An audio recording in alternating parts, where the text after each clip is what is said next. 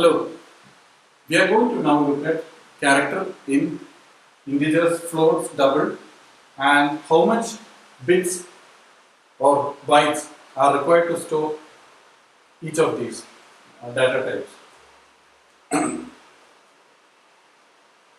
First, let's look at character. The character data type requires 8 bits or a byte of information. So when you write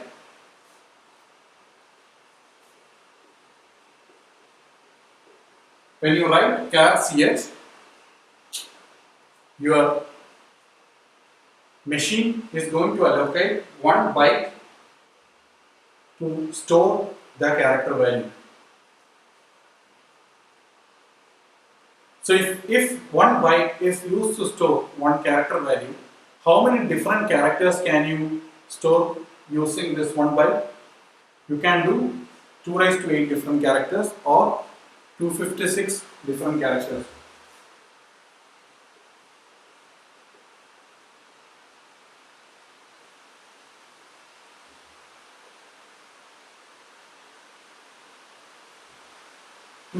Different characters possible. Now, there's something called as the ASCII code.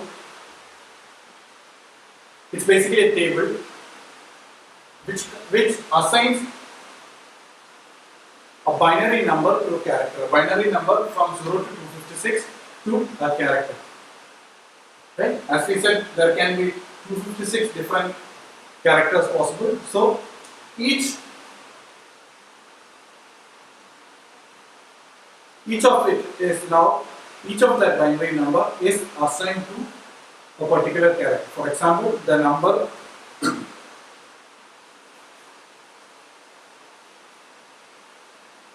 so the binary representation for 65 stands for the character capital A. 66 will be capital B. 97 will be small a. 98 will be small b, etc. Okay, as you could see, 65, 67 will be C, etc. Right.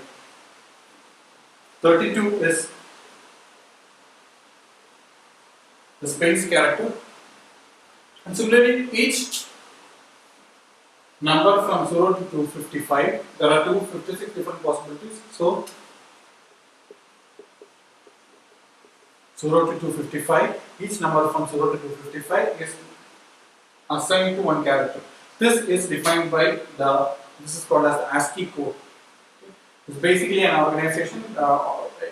Every company now adheres to this ASCII code standards. Right?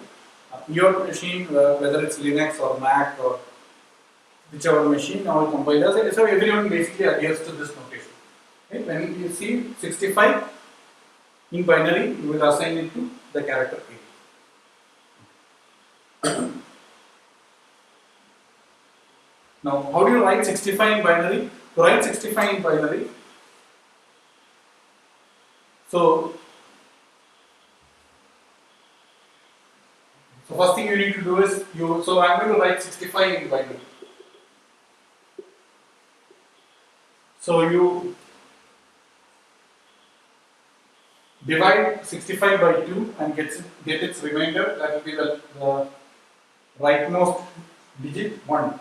Right? 65 by 2 is when you divide 65 by 2, its remainder is 1. So we will do that. And now we are going to do 65 by 2. What is it? It's going to be 32. Right? It's something like 32.5. But we take its integer value. 32. And you divide by 2. What is it? What is the integer?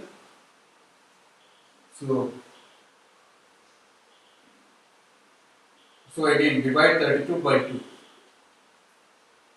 What do you get? 16. Now you divide 16 by 2 and find its remainder.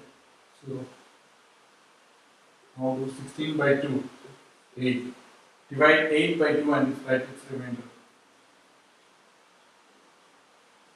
Again do 8 by 2, 4.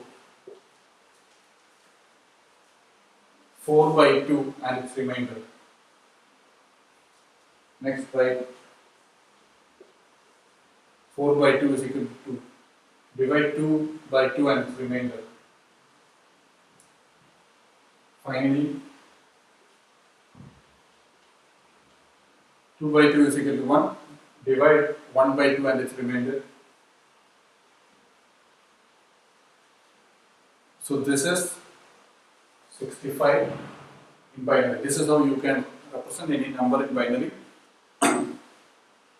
This is kind of the way you need to do. This is an algorithm to print a number in binary. Okay. Now, what about 97?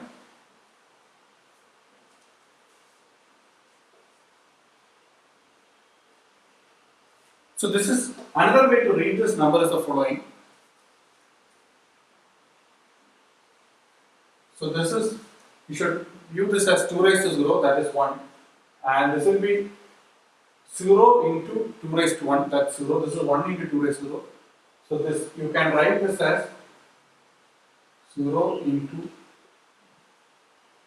1 into 2 raised to 0 plus 0 into 2 raised to 1 plus again 0 into 2 raised to 2, 0 into 2 raised to 3, 0 into 2 raised to 4, 0 into 2 raised to 5 plus finally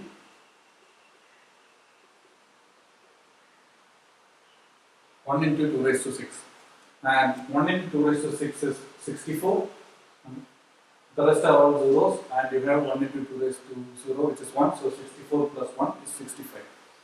That's one way to. Now that's the way to convert from a binary number to. That's a way to convert a binary number to a decimal number. So decimal numbers are what we usually see. So we have seen how to convert 65 to a binary number, and we have also seen how to come from a binary number to decimal. Now what about 97? So 97 is basically 65 plus 32. So what we need to do is the following.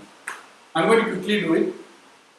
We could have, you can do the same method which we described here using 97. First divide 97 by 2. What do you get as remainder? Right here. Then divide by 2. 97 by 2 is whatever. That number you need to write here and then keep on doing this method. Right? That's what you have to do. But I'm going to quickly write the answer here and you can check whether what you work out comes out to this.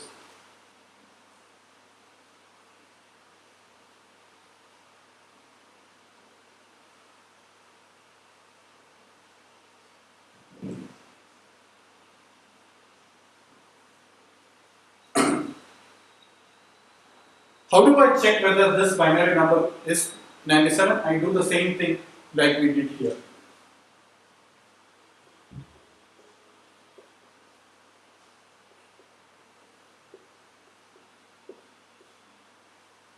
Right? 1 into 2 raised to 6 plus 1 into 2 raised to 5 plus 1 into 2 raised to 0. This is 1, this is 32, this is 64. 64 plus 32 is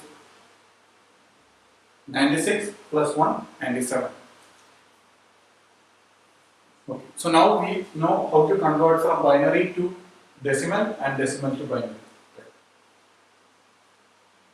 Now, what you can see here is the following, that the difference between the representation for A, small a, and for capital A is 32, and it's nicely put such that it's basically 1 bit of difference. Right? This 0 is now 1. It's kept like that so that some fast bit processing can be done. If you want to change from the capital to small or small to capital, it's basically just switching this 1 to 0. And this can be done much faster than doing some arithmetic operations like addition, multiplication, etc. This requires only one bit operation, right? One change of bit can do this thing. Change from your capitals to small or small to capital. That was the reason. Now, okay, so we are coming back to what is a character. A character basically stores 1 byte of information. Now we move on to the next data type, integer. An integer takes either 2 bytes or 4 bytes.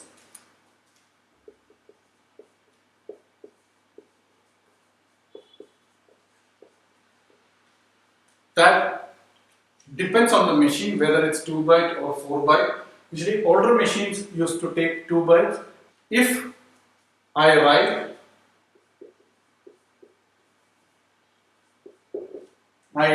int x in C, the machine is going to allocate 2 or 4 bytes for storing that integer. Okay. So that's clear. Now, if it's, let's say, if it's 2 bytes, how many different integers, different types of integers can you store in 2 bytes?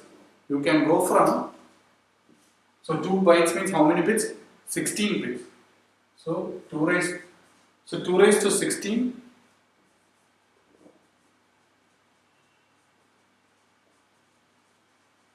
Two raised to 16 different integers possible. Okay. Right. Now, so how many different, on the other hand, if it's 4 bytes, you could have had 4 bytes means how many bits? 32. 2 raised to 32 different integers. Okay. But what you can have is these integers can be either negative or positive, right? So therefore, what can be done is the following. Let's just assume, okay, so how many negative numbers and how many positive numbers are you going to store? How many different negative and positive numbers can an integer store? Earlier we said that a character basically is going from 0 to 256. On the other hand, an integer is going to do the following. It's going to be from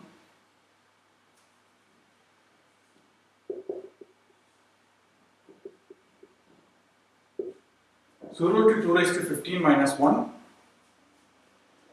That's basically half of the integers are going to be positive. Okay? And then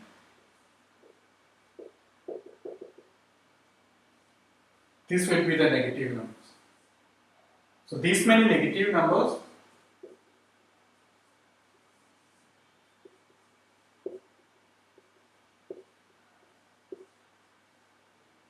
so I put a minus 15. So numbers from minus 2 raised to 15 to 2 raised to 15 minus 1. So this is, I am assuming 2 bytes for an integer. Now if it's 4 bytes, this would be minus 2 raised to 31 to positive 2 raised to 31 minus 1. So those will be the integers. Those are the range of numbers you can store in an integer. Right. So this is clear, right? Now there is, if you want to precisely say the smaller byte, that's 2 bytes, you want an integer with 2 bytes, you can write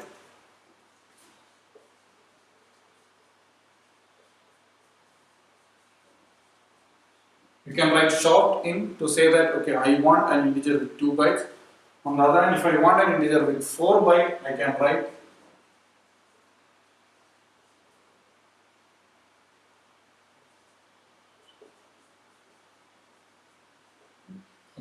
long byte. So this will force the machine to make it 4 bytes and this will force it to make it 2 bytes. It's that is, if you define int x, you don't know whether it's going to be 2 or 4. It's machine dependent. If you write short int or long int, it's not machine dependent. It's going to be fixed to 2 byte or 4. Now, we also said that this integers can have negative or positive numbers. If you wanted only positive numbers, you could have written here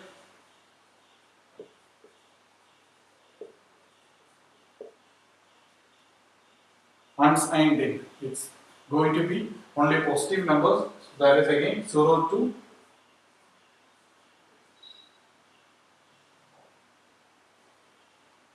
so you can have integers from 0 to 2 raised to 16 minus 1, and this is assuming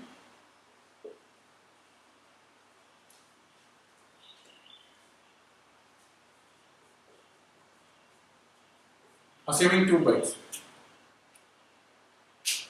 If it was 4 bytes, this would have been 0 to 2 raised to 32 minus 1.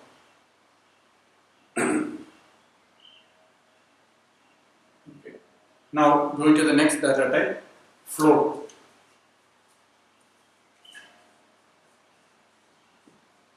Float, we said a float can be used to represent rational numbers. You can have something like 3.14, 2.325, etc.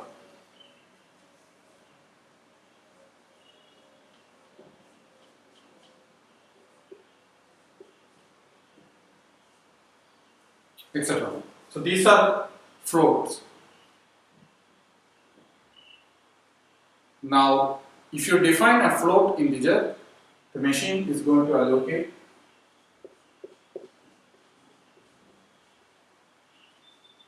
so float takes 4 bytes. And finally, you have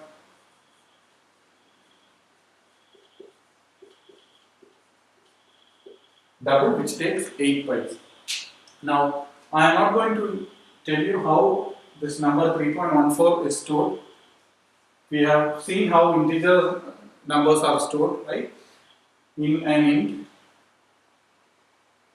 But a float is slightly different because you need to store two kinds of information: the number before the dot and the number after. So that's stored. So it has a different way of representing. So that's something, if you are interested, you can take a look. Just Google and you'll be able to find out. Now, double is basically a float, but it can store bigger numbers, and it's going to store. It has 8 bytes, so it can have huge, big numbers. It can be stored in a double. Now, so we have all these things. Now in C, is there some way I can know the size of your data type? I want to know what is the size of the integer you have. So if you want to know that, we can use the function called as sizeof. So if you want to know that, you can use the command sizeof.